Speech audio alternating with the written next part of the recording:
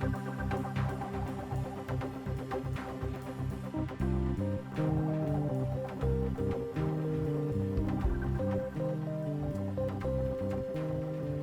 there, everybody, and welcome back to the Growing Band Director podcast. My name is Kyle Smith, and joining me is my friend and colleague, Jeff Smith.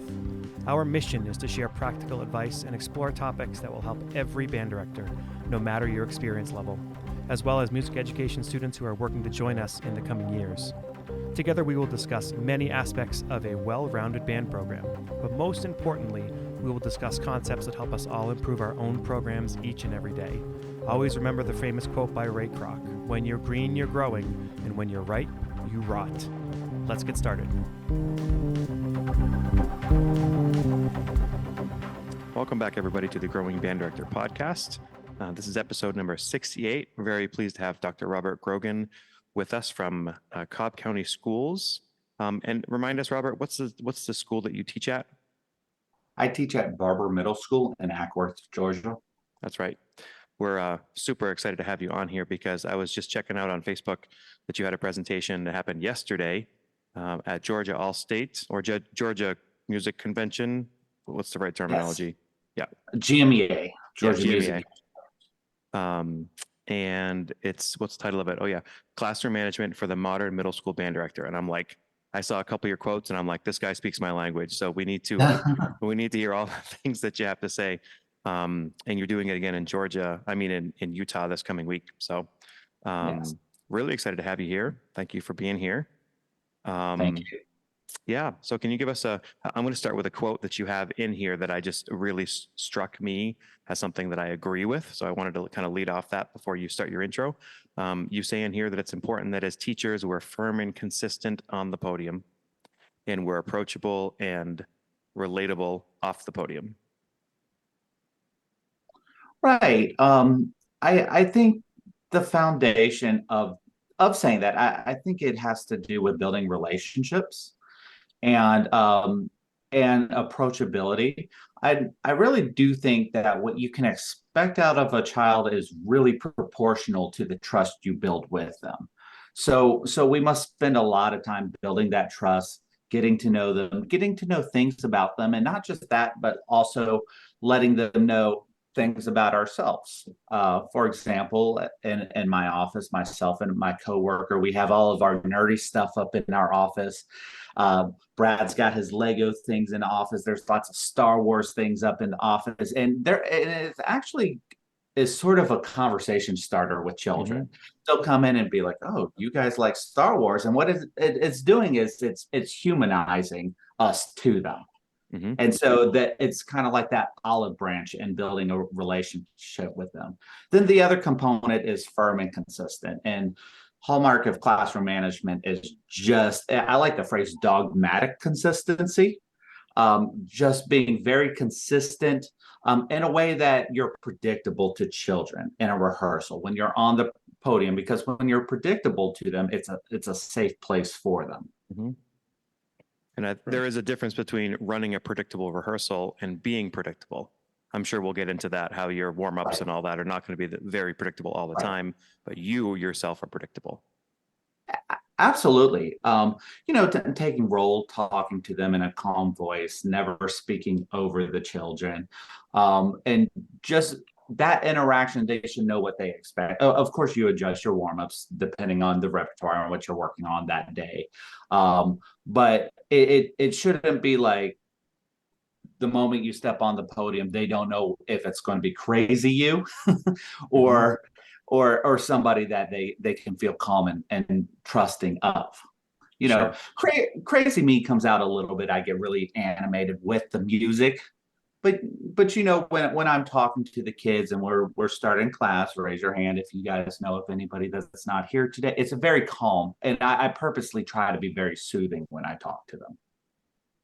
So let's start with a little bit of an introduction about your teaching career and your program. Sure. Well, Barber Middle School is in Ackworth, Georgia. I've been there for 10 years. Most of the time I've been there, it's been a Title I school. We are on the border. We go back and forth. Right now, we're about 53% free or reduced lunch. There are roughly 850 students in the entire school. So it's a pretty small school. However, we consistently have about 400 kids in the band program. Wow. The band has received some invitations to some invited performances, and last year, really special to me, we were one of the national winners for the William Foster Project Award for Excellence. And what they do is they try to find high achieving bands that are in marginalized communities and at-risk communities, and they try to recognize those programs. So that's something I'm pretty proud of. Before Barbara, I came from Utah, and I started teaching in Utah, first out in the desert, and then metropolitan Salt Lake City. But I'm actually originally from Georgia in Cobb County, so coming back to Barbara Middle School and Cobb County Schools was coming home for me. Great. What high school do you feed? North Cobb High School. North Cobb? Yes. Great. And is that in the same county as Pope, where you're originally from? Yeah. I went to Pope High School. Yeah, I know you went to Pope, but because when I started teaching and everything, that area was just exploding as it got bigger and bigger and bigger with more and more high schools. Right. There's a lot of fantastic band programs from Cobb County. Yeah. Pope and Lassiter, Kennesaw Mountain, Harrison, a lot of very well-known high school band programs. All right, let's start with are we good to go on to the musical ensemble classrooms today, like describing that and your introduction to this presentation that you're giving? Sure, absolutely. Well, that was just an introduction. And the point I made in my presentation about music ensembles and teachers today is pretty consistently what the research says is that more and more new teachers are finding that that they're underprepared for classroom management. Yes. That is really the biggest hurdle when they first started teaching. And a lot of them are reporting that they didn't even realize how much of the job classroom management is, and having those feelings that they wish they were better prepared. I do make the point in my presentation, I really feel like classroom management is a skill. It's not something you have or you don't. It's kind of like jazz, people that poor advice in jazz is saying either you have it or you don't. You improvise or you don't. But how you learn jazz is you learn emulate people, learn a couple licks, learn a bag of tricks, and it's a skill you develop over time. And it's just like classroom management. Where you learn a couple tricks, you learn how to navigate, you emulate people, and it's not something that you have or you don't. And that's how we led off with.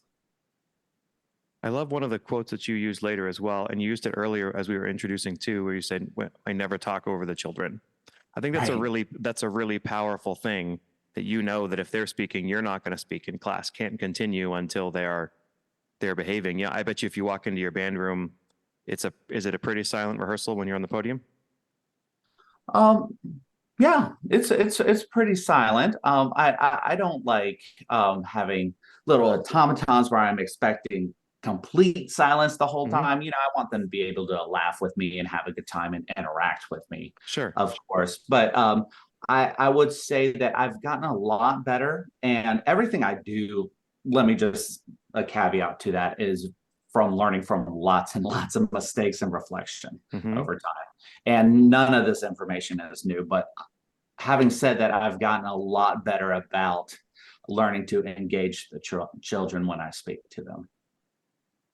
So let's talk about some of the best practices for managing classroom management, managing behaviors in classroom management. Right. I think some of the practices, some of the standard things that new teachers do learn is like greet your students at the door, learn their names, share their interest, show a sense of humor with them. I think you can take it a little bit further than that by there's a term that we use, teacher efficacy. which is your belief that you can change the outcome of a learning environment. And I think if teachers believe that they do have control over what happens in the room and they have that attitude, and we start with that, I think that goes a long way. What I tell my student teachers is that try to think about everything in the room has to happen with your approval, that you are in control of everything that happens in the room. And just if you don't approve of a behavior, if you don't approve of a posture or whatnot, what are your tools to address that and hold children accountable? And the way that we're a PBIS school, so we do that positive reinforcement, and the way that I like to see the student teachers hold the children accountable and people who come in the band room is really to focus on what is right before what is wrong. And the way you do that is, I like how all the trumpets are sitting. I really like how Susan is holding her instrument, and just give them a lot of that feedback, because children have this emotional bank account, and you have to make sure that you're making enough deposits. So in case you have to take a withdrawal of please sit with good posture, in case you have that, you have plenty of deposits that you've made with them. So we talk about the 3-to-1 ratio for every correction. Make sure that you've said 3 positive things to a child, and that type of positive intervention and that type of positive interaction we try to have with them. So you have a comment on here that resonates with me. I want you to explain it a little bit more, if you would. It says, teachers who do not take responsibility for their classroom environments are often the ones who complain the most about students and have poor management skills. Where does that come from? Right. That's the teacher break room. That comes entirely from the teacher break room, where you walk in, and they might not necessarily be fine arts teachers, and you walk in and you hear a lot of the term "these kids," and to me, that's never really resonated with me. That I've never felt comfortable engaging in those conversations. I've always wanted to feel like I've had more control over the situation. It seems to me when teachers start talking like that, they totally give up control. They're at the mercy of whatever behaviors are happening in their classroom. And so I've never really necessarily liked that attitude, or much less the teacher break room. And in general, I know I started going there to microwave my lunches because we had a fire like 18 months ago, so we can't have a microwave in the band room anymore. So I have to go to like the teacher room. I've actually met some of the teachers. It's been cool. Jeff, I know I'm supposed to be in the teacher room more. I understand I'm supposed to eat in the teacher room. However, I usually don't. So I've done it more and more because of the fire. Well, for 35 years, I did the eat in the teacher room every day. And exactly what Robert's saying occurs. You could actually divide the room in thirds. You had the third that went with the talking about those kids. You had the third that was just totally burnt down and says, "Oh my God, I can't wait to go home." And then you had the third that said, "Boy, did you know that Johnny so-and-so and Susie so-and-so did this, and how it's reflecting in all their other classes?" And I always went to that table and sat there because I wanted to hear what people had to say good about the kids, so I could bring that back into my classroom and say, "Hey, I hear you won the cross-country competition last week. That's really great." Or you won the art competition the other day. Or you read a poem the other day and it was really fantastic. So that was the way of, as you said, with the bank account, you cash in the positives. So when you have to make the withdrawal, it's not as big a deal. Right. And really, it is a hard enough job, and we can make the decision to surround ourselves by positivity or not, because teaching is difficult, and I just rather surround myself with what's right. One of the phrases that I've always heard and tried to do is the phrase that says, praise the student in public, criticize the student in private. Right. Meaning if there's something that you really need to deal with a kid, that you do it one-on-one or in a small group setting. But if you say good things about a child, then saying it in front of their friends or public or whatever is a really, really big deal. I assume you subscribe to the same thing. Oh, yeah. And I've observed master teachers do that really, There's a teacher in my school district that teaches at a really high poverty school, and his name's Brian Nichols, and I've watched him just take a kid and talk to him in the corner of the room while his coworker was rehearsing the band, but it was exactly what was going on. He did the child didn't feel embarrassed. I'm sure it was a conversation. Whenever I have to have that one-on-one intervention with a child, the first thing I always ask them is, do you know why I'm talking to you?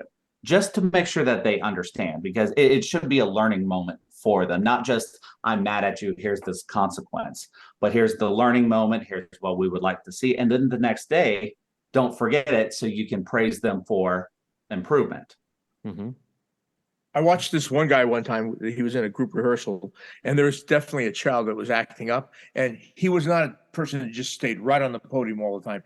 He moved around the room all the time. So he was working on a section, and you could see that he was purposely moving towards the child. He whispered something in the child's ear, and he came back to the podium and got to work. That child stood up straight, did everything perfect for the rest of the rehearsal. Never asked him what he said, but whatever he did, the kid was smiling and doing exactly what his or her responsibilities were at the time. Oh, and wow. I thought that was a really cool way of addressing a situation quickly, because some teachers like to just glue themselves to the podium, and others like to move around, because that way you get to interact with the kids while you're rehearsing at the same time sometimes. Right. And this guy dealt with it right away, and nobody knew for nothing. A couple of the teachers, we were sitting in the back and said, that's a master teacher. That teacher Wow. took care of the problem, and there was never anything to worry about. He never brought it up, and he was a guest conductor, never brought it up as a problem or anything. Yeah, I wonder what he said to the child. Yeah, and it was a smile, and the kid smiled back. And so, but boy, I was so impressed. Wow. So one of the procedures that I like to do when I start the year is I don't let the kids walk in the band room the first time. They kind of stand out in the lobby, and I make sure they're all there ready to go. And then I'll tell them what we're going to do first. Okay, we're going to go in. Your bag is going to go right here. Your phone's going to go in your bag if they have it with them. Then I'll teach them where the stands are, where the chairs are, all the things. Here's what I expect you to do first. I walk them through it. Even if they've done it before, I try to be very cautious of that at the very beginning, so that, we don't have to do it more than once.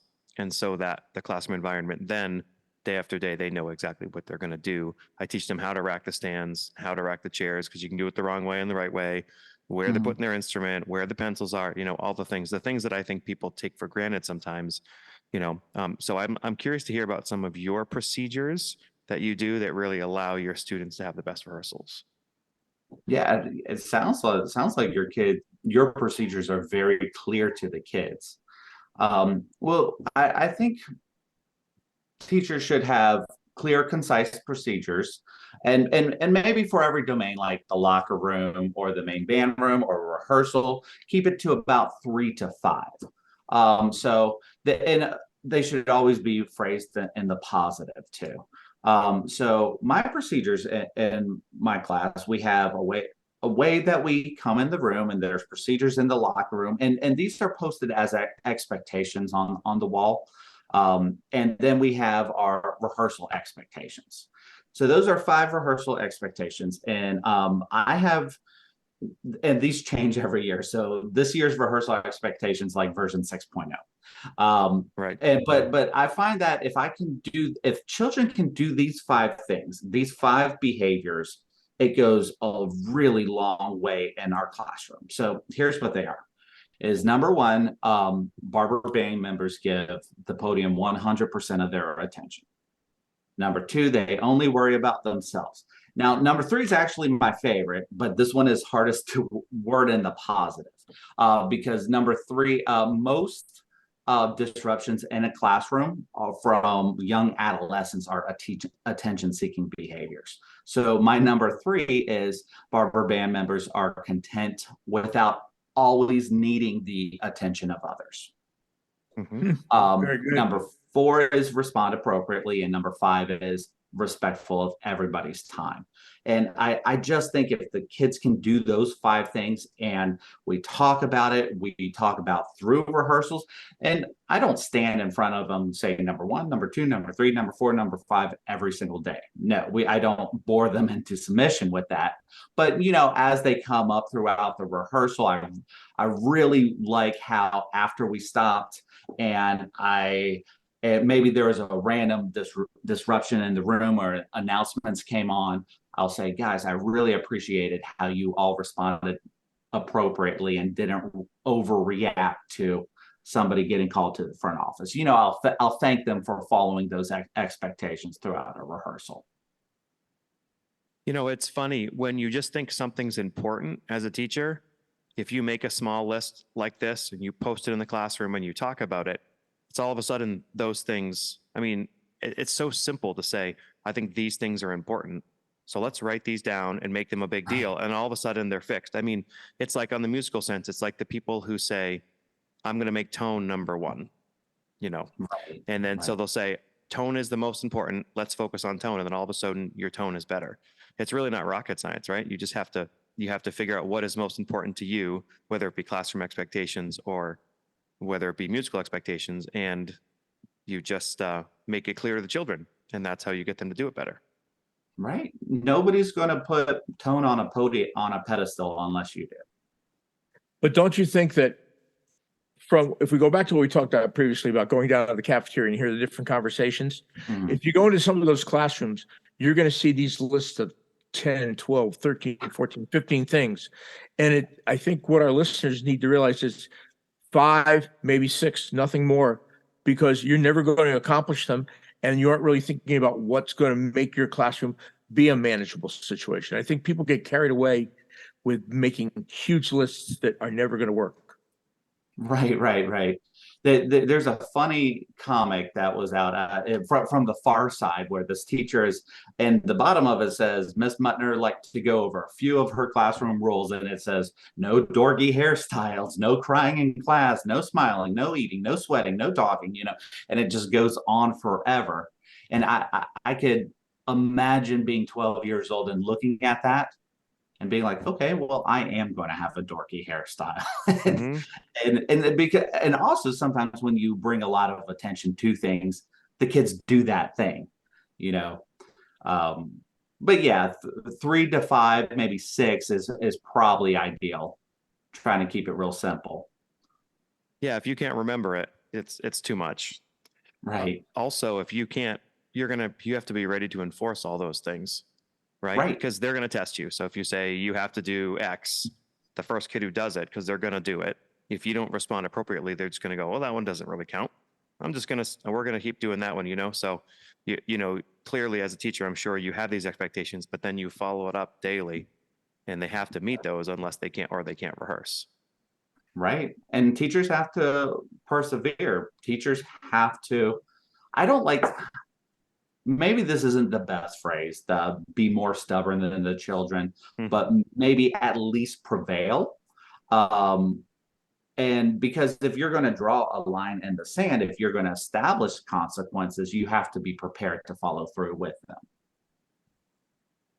And going back on what you said earlier, being consistent by having those standards established makes it a more educational environment. And another point is, like, because of what your standards are, you can teach tone. But if somebody puts tone at the top of the list and the classroom's out of control, you're never going to get tone. You've got to get your environment under control so you can teach the musical concepts you want. Yeah. They have to know how to learn. You can't teach any pedagogy if they don't know how to function in that environment in your class. And post-COVID has taught us well that we have to reteach our students how to learn. Everything. Yes. Everything. It's been hard. Yes. Mm-hmm. So you were talking about consequences, and a talk from Dr. Tim Lotzenheiser comes up to me. He talks about, he said, I forget what his phrase was, but it was basically, I don't tell consequences ahead of time. I don't give predictable consequences. If you this, then you this. Because sometimes, especially as the kids get older, they're going to say, well, that's worth the consequence for doing whatever it's going to be. And he told a funny story about it, but sometimes not having a certain consequence given to the kids allows you to have the flexibility to change that consequence given the certain situation. So that's something I tend to do. Right. All right, let's go over some of your podium time procedures, things that you do while you're in rehearsal and you're on the podium, things that you insist on. So there is a flow, a sequence that our associate band director Brad and I that we work on, and anybody that comes in our room. So we're teaching middle school, and we're teaching posture, breath control, instrument hold. And so we have our set position and our playing position. A lot of bands call set position ready position, but I've always thought that sounds like we're about to play. So we'll come to set position, and whatever instrument, horn on their knee, they're engaged, they're looking at you. But here's the important part: I don't move on to bringing the horns up until set position is perfect. I'm thanking everybody that's doing it correctly. If somebody's doing it incorrectly, then I'm thanking the kid next to them for doing that correctly.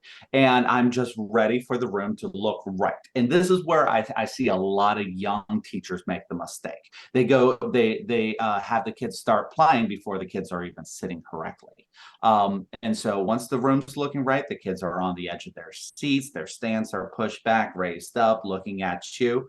Then we'll bring the instruments up. And now if they're holding the instruments how we taught them to, where the directional instruments like trombones and trumpets are slightly below parallel, but enough for me to see down a little bit down the bells of their instruments.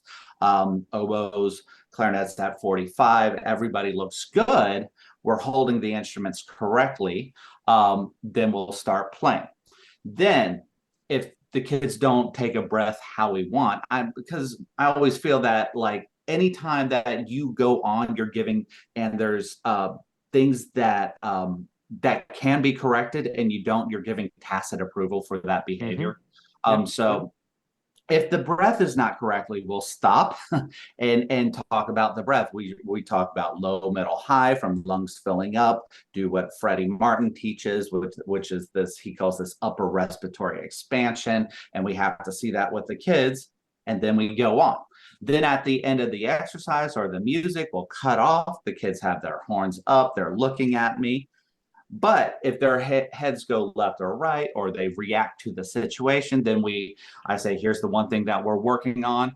We're working on remaining silent after the cutoff and following directions.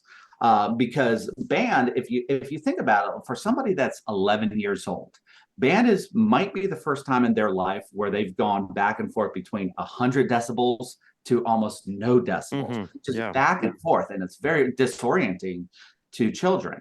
And so the initial gut visceral response will be to react and say something about that, or even just like be a little bit overwhelmed the first time they start playing in band. So you have to really teach them how to react, keep their horns up. And I tell them, you guys just had a chance to make some noise. Now it's my turn to make some noise, and this is my turn to give you feedback.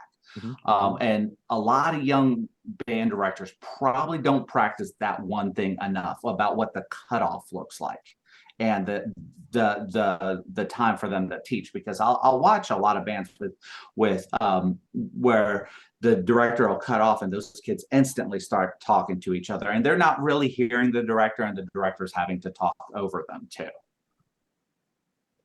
You are 100% correct. Oh, thank you. So talk about, I think that the fast-paced rehearsal keeps kids more engaged, Right. not like overly fast, but a well-paced rehearsal. But at the beginning, that's tough until they're following procedures. So how can new teachers achieve a fast-paced rehearsal while also going through all these steps and managing that behavior? Well, I think another skill to build outside of building the class, and maybe it's in conjunction with classroom management, another skill to build is your ability to engage. Are you the most interesting thing happening in the room? Are you more interesting than a cell phone or the neighbor? Your ability to change the pitch of your voice, the excitement levels, your ability to really get excited about the most inane thing like instrument posture and try to maybe even sometimes like gamify things. So sometimes when we're doing these procedures, how to keep their attention.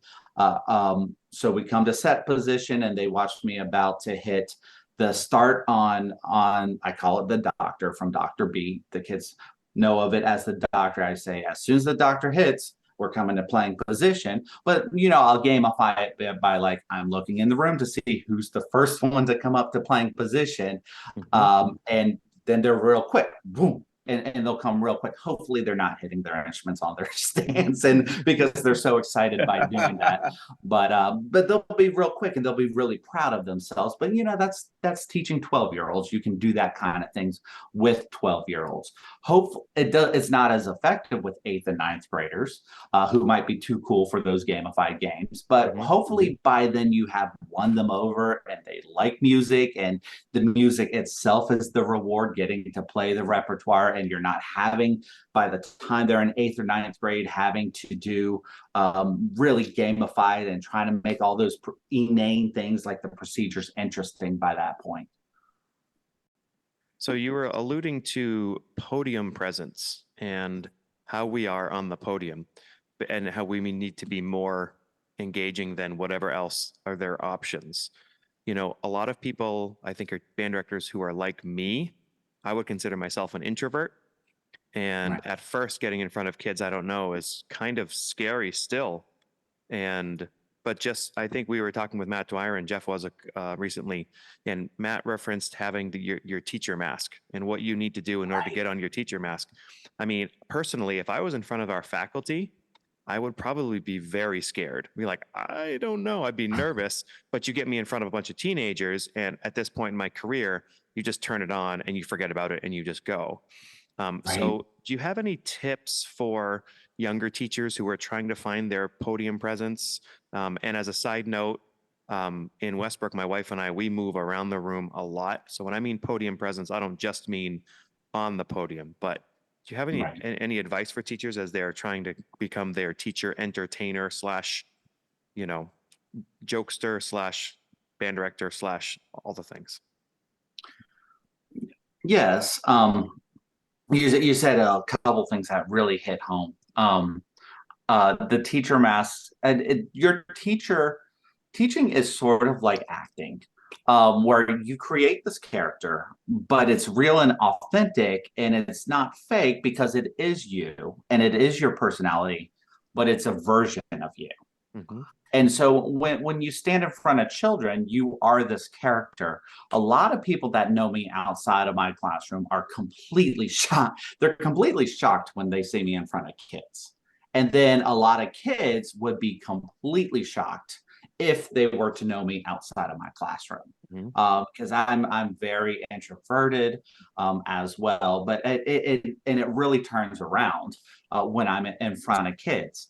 And I think that teacher persona, that person I am, which is me on the podium, I think comes from a place of really caring for the individuals in the room, really caring for the individuals in the room getting better at music.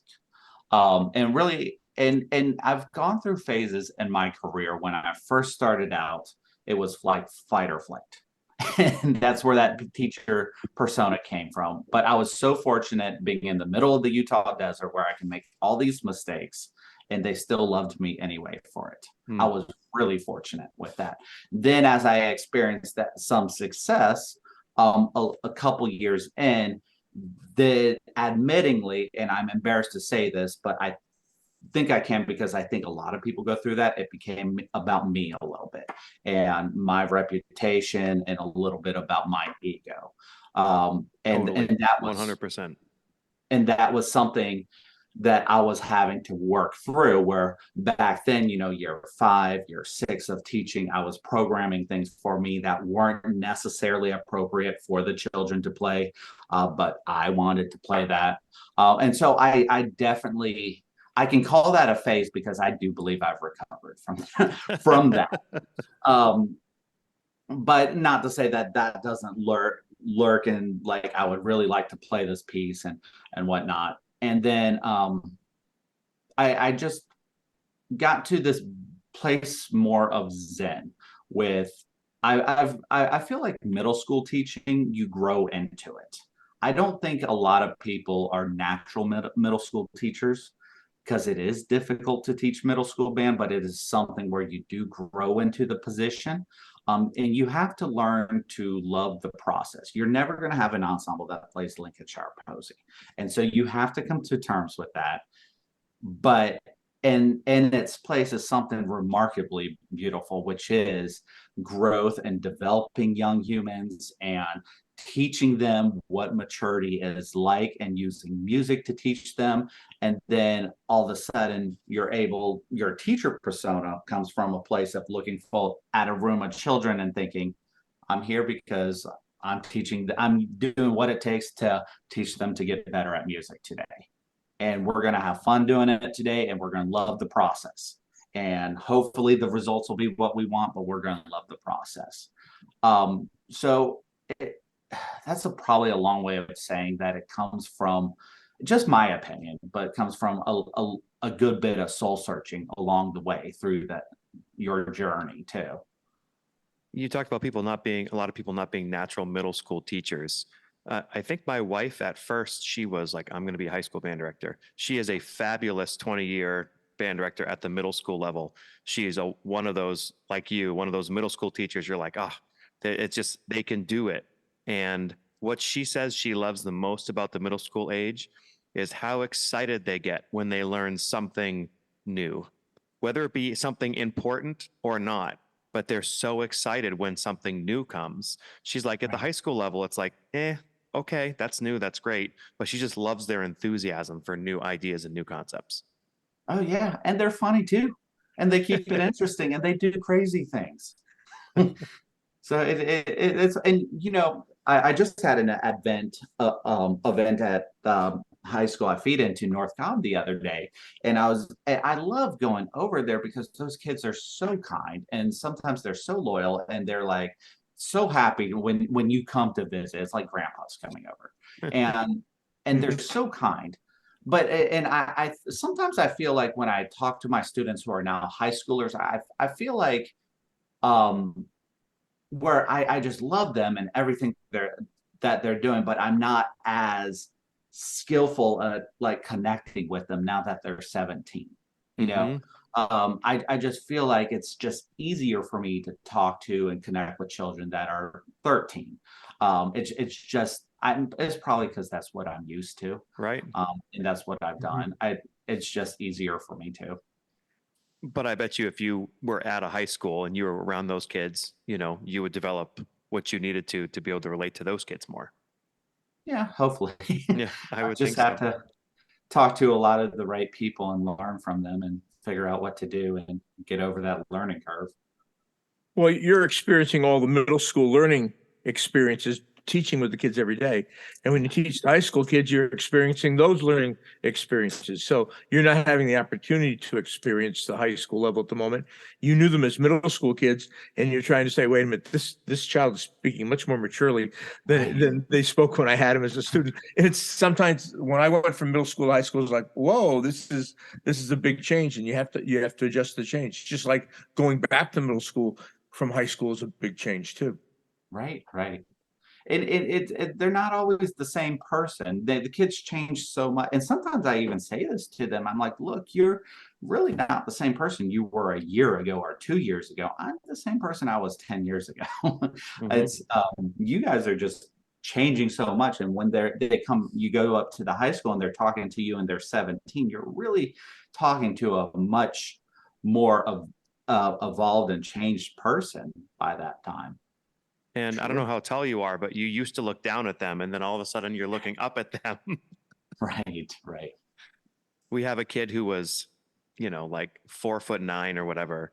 And then he went to high school and grew 1.5 feet. And my wife saw him as a sophomore and he was almost 6'6". And we have a picture of it because it's just like, he just doubled in size. Goodness. It's just crazy.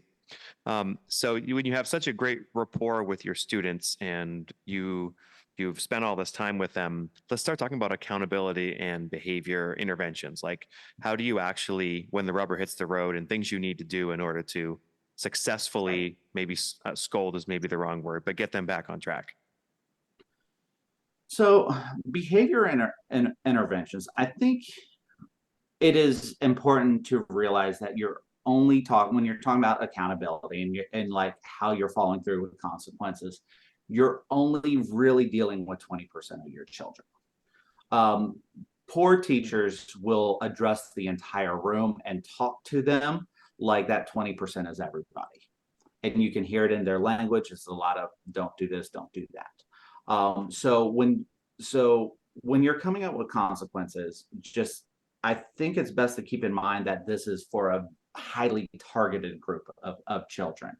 Like I like using the RTI model, and which is 80, your instruction, how you address the room is 80% of the kids, 15% are that tier 2, and then that heavy intervention is only 5%. So when we're talking about those tier 3 and tier 2 kids, that 20% where you have to really make sure that you're following through with consequences, it's best that you do some kind of tiered system before there is a consequence, a tiered intervention. And so, for example, that tiered intervention could be, like I mentioned before, thanking neighbors for let's say there's a trumpet player.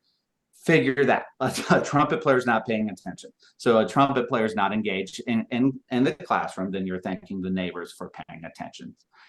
Thank you, Sam, for looking at me. And hopefully they get the hint. Sometimes you'll thank the neighbors and make eye contact with that kid at the same time.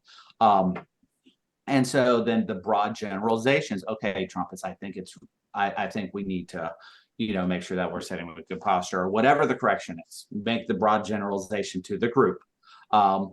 Making eye contacts, waiting for appropriate behaviors. If that child is not getting the hint, what you do is you issue the consequence and try to do it in a way to protect their autonomy, and so they can save face, so that they can, and you try your best to do it privately. That's not always the situation, but that's what you do. So again, mentioned earlier, do you know why I'm talking to you? You give them, make a teaching moment, you give them an opportunity for redemption and praise the corrected behavior. So the consequences should be whatever is established at your school. For if I have to get to there with a child, it's an email home the first time, and this is just our school intervention tier. Email home the first time, email home the second time, detention third time. We have something that's called in-team isolation, where if they get to that fourth peer consequence with you, they spend all day with you like it's ISS. And then 5 would be an office referral. So just to recap, just tiered interventions in the classroom, trying your best not to make a public display out of it. I heard somebody very smart, Nola Scott Jones. Nola Scott Jones said at a talk, I heard her say that, arguing with a teenager is kind of like wrestling in the mud with a pig. Both of you guys will get dirty and the pig likes doing it. Yep. And so, you try not to have that argument in front of the class or whatnot. So yeah, in a nutshell, the tier interventions, and then the school, whatever the school policy is. And I love the line that you have that says that I think fixes a lot of problems before they begin, is the line that says, make sure that you're the most interesting thing happening in the room. I'll say that again. I love that. Like, usually if your kids are misbehaving, it's because they have time to misbehave. Right. And they're using attention-seeking behaviors. And if that's one of your expectations, is that you don't always need everybody's attention. You might need the teacher's attention, but you don't always need your peers' attention during a rehearsal. If that's an expectation, and you're making sure that you're more interesting than their neighbor, then that goes a long way. I also think it's important to understand the difference between teaching high school and beginning band or middle school band, how it's so different. I mean, I'm very lucky. My wife has trained all of the students, and everyone who comes up has had 4 years of Mrs. Smith, and they know how to run a rehearsal. So I Wow. have to do less of that. You know, when you're the middle school teacher or the elementary school teacher, whatever it may be, you're establishing those norms and those routines. You're doing the hard work, and the high school teachers get the brunt of the reward from the work that you're doing. So I Yeah. try to say this a lot on the podcast that, you know, a lot of high school teachers think it's about the high school and it's about them, where the middle school is an autonomous program that should be a program in itself, which also feeds a high school. But, you know, you are doing the hard work at the middle school level. I strongly believe that.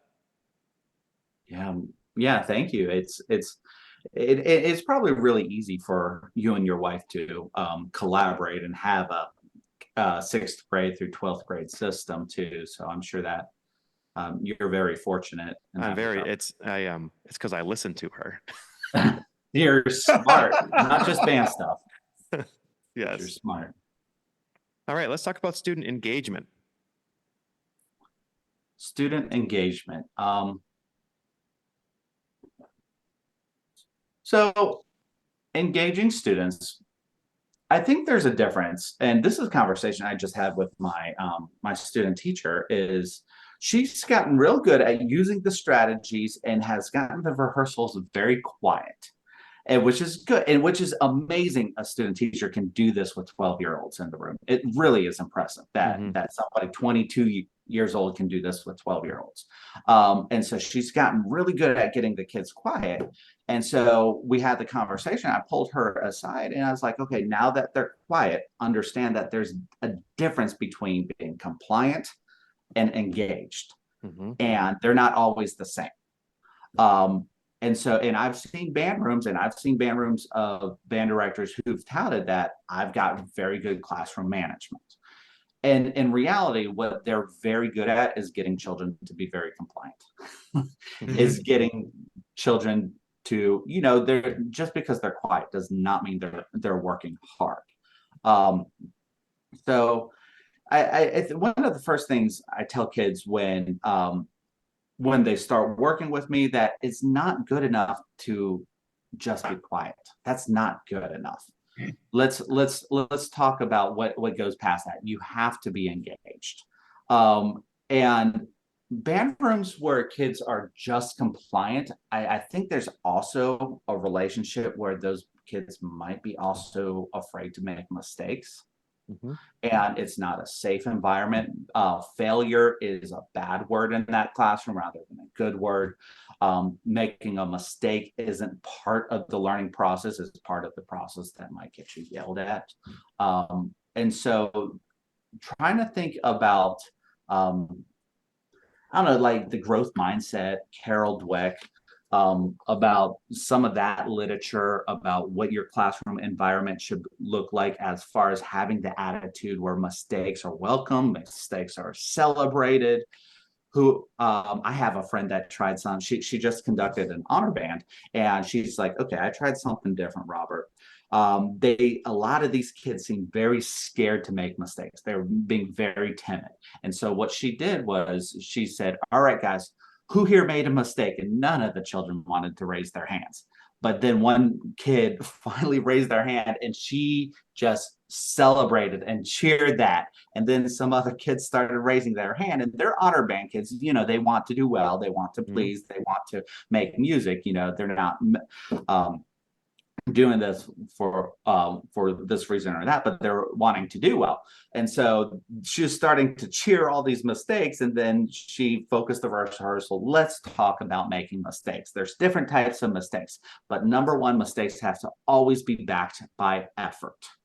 And so I think when kids have that freedom and they feel safe, that's when you get bands that aren't so timid sounding. Whenever you guest conduct a band and you stand in front of the band and they sound just crazy timid, and all their mistakes happen not because of lack of effort, but because they're not playing with enough confidence, I think that tells you a little bit about the environment in that band room before you stepped in there.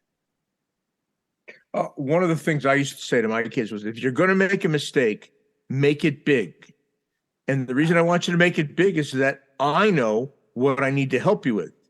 If you hide, I can't help you get better. And there's always the jokes that goes with that. And Right, everything, right. And then some kid will blat out something. I said, well, that's not the type of mistake I'm talking about. But I think that's what we need to teach kids, that make mistakes. And we have to teach them that when you play professionally, you're going to make mistakes. And it's how you approach the mistake and get beyond it that's the important factor. So Right. don't be afraid of it. Oh, and I tell the kids, when I make a mistake in a professional situation, to me, it's a 3-alarm emergency. I am like focused, I'm tapping out rhythms, I'm figuring out stuff, because my personal pride and what professional musicians do is they try to do it just once. And they try to fix it. And so we communicate to the kids, if you make a mistake, make it big, try your best to do it once. See Right. if you can. Challenge yourself to only do it once. And mark on your music what you can do to fix it. Right. All those things you guys are talking about, those also make for better, more musical bands. The bands that are afraid to make mistakes are not going to play as musically. They're not going to have as high quality music. It's going to be timid. They're not going to be, the individual expression is not going to be there. So I bet your bands play expressively, Robert. I'm just guessing. I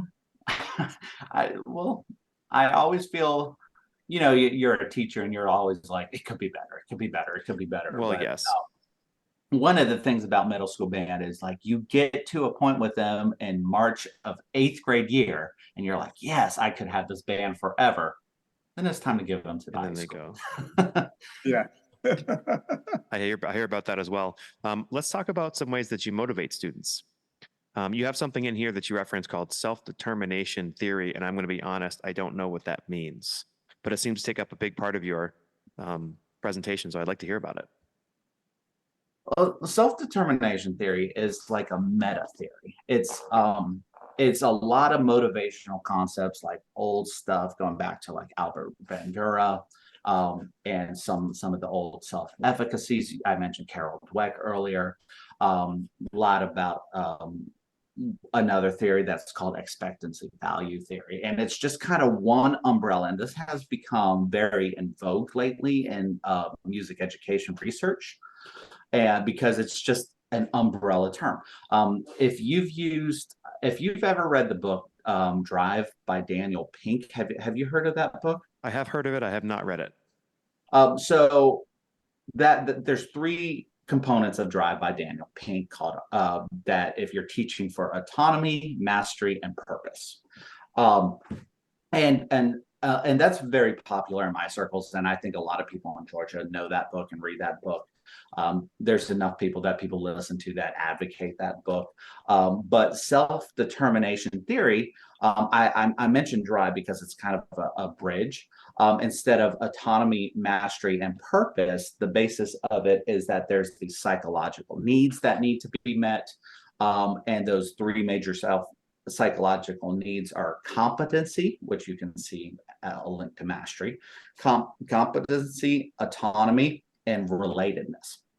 What relatedness is do children in a classroom feel part of a group? Do they feel part of something bigger than themselves? Competency is mastery, and autonomy is a child's agency. Do they feel motivated to act upon free will? So what I love the best as far as like practical applications of self-determination theory is the idea that extrinsic rewards are a spectrum, and that extrinsic rewards aren't necessarily bad. When I first started doing graduate school for my master's degree, I just got in certain research that confirmed my biases, and I got into thinking I am only going to teach the intrinsic love of music, and that's all. And I was so wrong, but I was like, I'm only going to teach intrinsic love of music. I'm not going to be the golden stand guy. I'm not going to hand out stickers because that's not intrinsic motivation, and I'm not going to do it. And so I learned through a lot of mistakes and being really stubborn about that, actually, that was wrong, where actually the golden stickers, the golden stands all it is doing is it's an extrinsic reward, but you're meeting children where they're at. Do you want them to stay there? No. And some people might cite some research. Well, the token economy, the moment you start taking away those rewards, motivation goes down. But the problem with that argument is that that's not looked into like an educational sense as far as you're meeting children where they're at and trying to progress them past that point. So the hierarchy of extrinsic rewards would be something like a kid's not motivated. I don't try in band. So you give them a reward. And they might say something, I work hard in band so I can get this reward. Then it is your responsibility as an educator to move them up the ladder in motivation. You use that reward because eventually you're going to have to take that reward away. So what you're trying to get them to do is make a habit out of something. So the next level would be I try hard in band because it's a habit. Okay, we're still trying to work towards that intrinsic love of music, but at least they're doing it now. They're sitting up correctly. They're holding their instruments correctly. I'm not always rewarding. I'm not always praising it anymore, but they're just doing it out of habit. So I get to praise tone quality now, So then the next level that you're trying to get them to is I work hard in band because it will make me better or it'll make my band better. That's still an extrinsic reward, but now they're starting to internalize it. It's something more internal.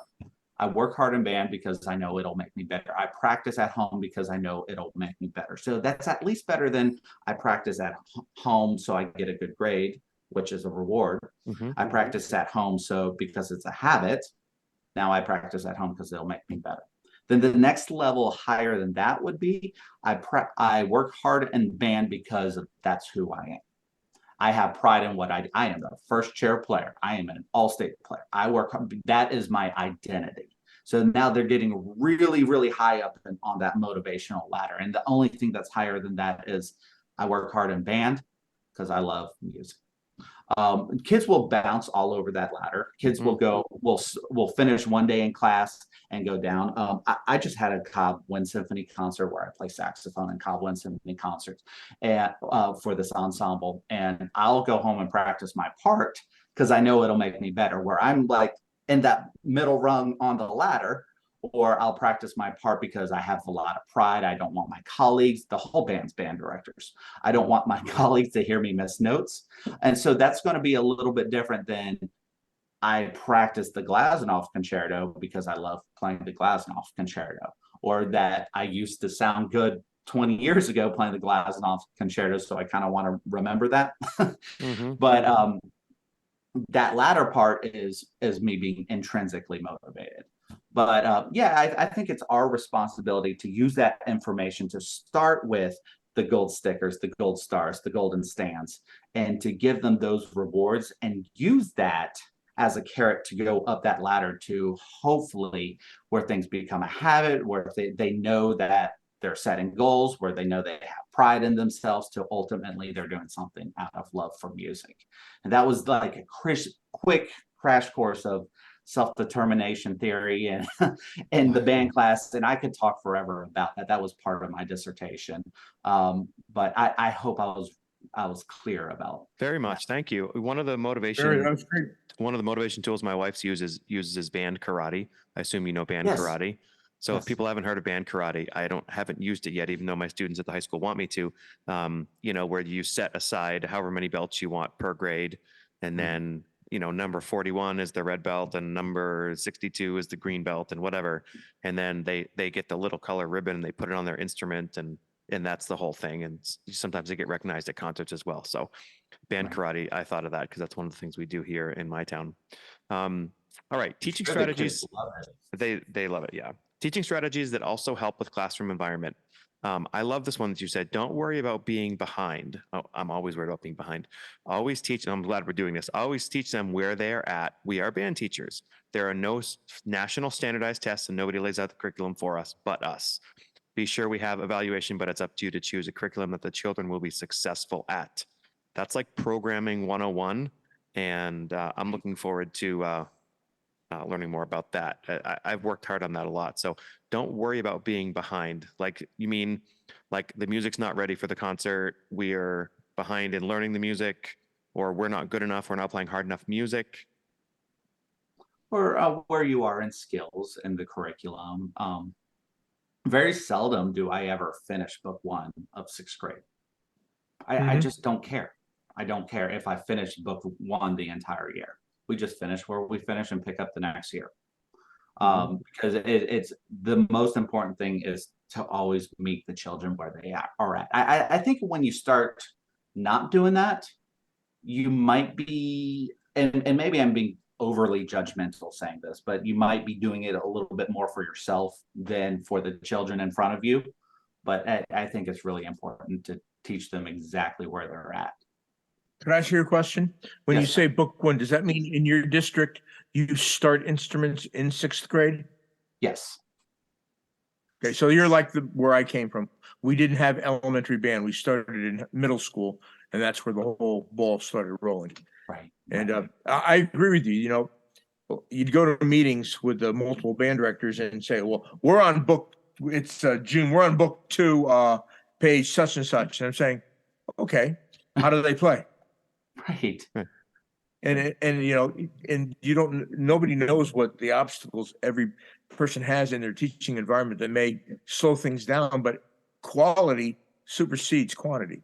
There's also Right. people who like to say, my band is playing this piece. What they really mean Oh, yeah. is that piece is in the band's folder. They take it out and they're attempting to play the piece. But doesn't Right. mean your ninth graders can play the whole suite just because you gave it to them and they're working on it. Right. Um, yeah, and what if what if you design your program where there's more of an exponential increase in skill? One of my good friends, and he has a fantastic program at Harrison High School. He's the director of bands at Harrison, and the marching band's incredible, concert band program's incredible. But he always tells his kids, we go really slow in the beginning, so we can go crazy fast later, so we can go super fast later. And for me, I take that as I just want to make sure everything's correct. I want to make sure the faces are right, the embouchure are the right shape, the instrument holes are right. I want to make sure that's all correct. So I am in no hurry to get through book one, essential elements, book one, sixth grade. I was in a school district where we went to a school district meeting, and that school district we all started in the seventh grade. They were junior highs, and but it was a beginner band class, and one of the band directors, they said, yeah, it was like January or February. Yeah, we're in the middle of book two. That's crazy. maybe, but it would be crazy for my kids and my teaching. Maybe they sound one. I never heard them, but I just couldn't imagine myself in that position. There's a couple districts in the state I'm from that would have teacher evaluation based on a curriculum that said what page each kid would do each week. And a teacher would get a positive evaluation if they got to such and such page. And I always looked at that as, well, what are you putting first? The development of the child, or a piece of paper to say that you're going to get a good evaluation? Right. And they agreed, but they couldn't fight back because the district supervisor said, that's how I'm going to evaluate you as a teacher. And they readily admitted that their attrition rate from middle school to high school was enormous because the kids couldn't meet the expectation of where they had to be in ninth grade and high school. Right. And unfortunately, that's what we do nationwide to math teachers. It is they You're right. are all told what to taught when, and they don't have the same kind of autonomy over their curriculum that we do. And the Yeah. fact that we have that, and for the most part, most school districts, most of us is pretty hands off, and we create our curriculum. That's a huge advantage. So speaking of curriculum, I'd like to close here with, I haven't prepared you for this, but I'd like you to share any band pieces at the middle school level that come to mind that you think people should know, that you really like, whether kids just really like them or they are great teaching pieces. I'm going to throw one out that I really like by Gene Milford called Royal Oak. I think that's a wonderful piece of music. Jeff, are there any that come to your mind? I know you haven't taught middle school in a long time. Theme and Variations by John Kakavas. Oh, Yeah. okay. Wow. I love the Carl King, that whole series, Heritage of the March series that Swearingen wrote, Yeah. and they're all black covered. I think they're so easy to teach. It's so easy to get bands to sound good playing them, and the kids enjoy them. I love those marches. Bob Sheldon has a whole series of ballads that are like grade 1, grade 2 ballads. American Hen Tune, Dorian Dreamscape. He's got like 5 of them that's are really, really easy for young bands to play lyrical legato style. And Brian Balmages has some too. Rippling Watercolors is like that, which we've already played. My coworker has to tell me no when I'm like every year I just, let's play Rippling Watercolors. Robert, we just did that. So he puts his foot down and tells me no, but it always comes up in conversation. I love Claire Grunman, Kentucky 1800 for an 8th grade band.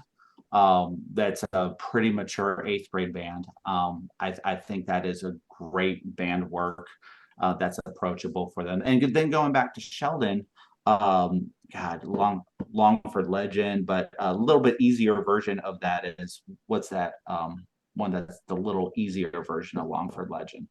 I don't know. It's in 6/8. It will probably come to me after this podcast. Of course. Yeah. Well, you mentioned 2 of my favorite band pieces in passing. One is Kentucky 1800 and another one is Longford Legend. Yeah. So great. Thank you for sharing that. Anything you want to mention before we take off for the day? I think we went over a lot. I do want to say that everything I talked about is not my stuff or stuff I came up with. I've just watched people a lot better than me or read stuff from people a lot smarter than me. And all I've really done for these presentations is put the ideas together. But I really appreciate the invite and appreciate the conversation we had today. We sincerely appreciate you taking your valuable time and listening to the Growing Band Director podcast. Your students are very lucky to have a band director like you.